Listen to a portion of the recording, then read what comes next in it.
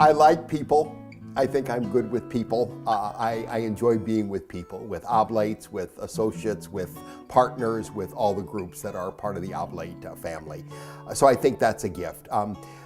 Father General Lewis Logan said to me, "Lou, listen to people." I don't think he said that because he perceives that I haven't done that in the past, but he said that is so important. And I remember when he was provincial, he made that one of his chief slogans, that I want to listen to you, and he did. Louis is a great listener, but I want to do that. I want people to know that they're heard, that what difficulties, what joys, whatever they bring to me, is that they are heard.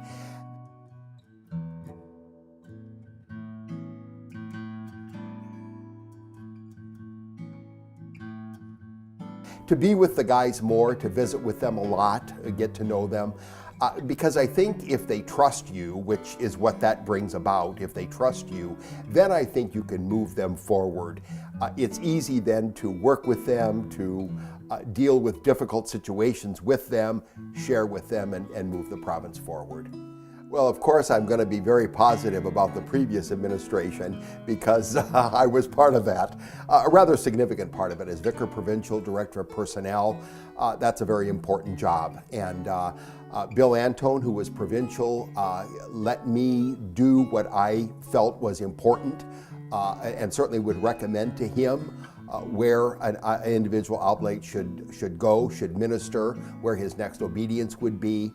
I think I got to know the oblates really well because that's what a personnel director should do. Know what their talents, their gifts are, where they want to serve. That helped a lot, that knowledge and background now in my service as provincial to the province. I think the province is basically in a very good shape.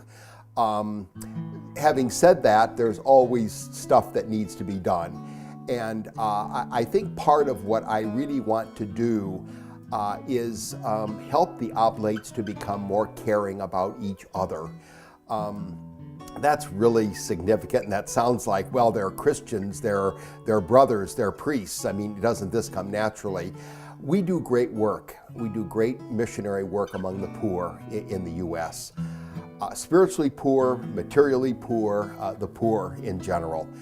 I guess if there is one thing that is lacking, though seriously lacking, I would say what I just mentioned before is our care for each other.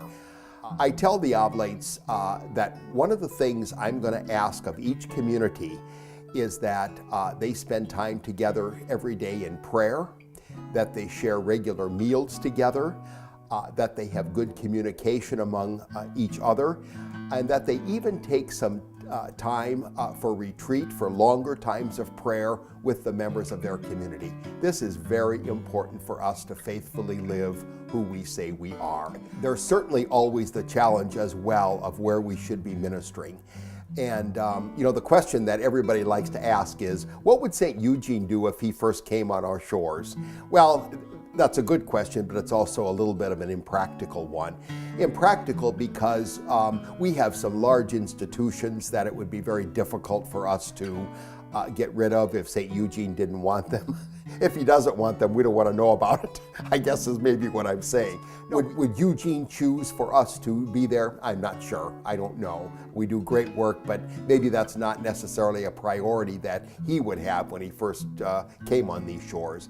But I think, having said that, there's a lot of other places where perhaps we are in the United States where we've served our time, we've done well, we've ministered to the people, and so the parish or the institution is pretty much built up, and maybe we need to move on then to other places. We regularly do that, discerning where we should be and where the poor most need us is not an easy task.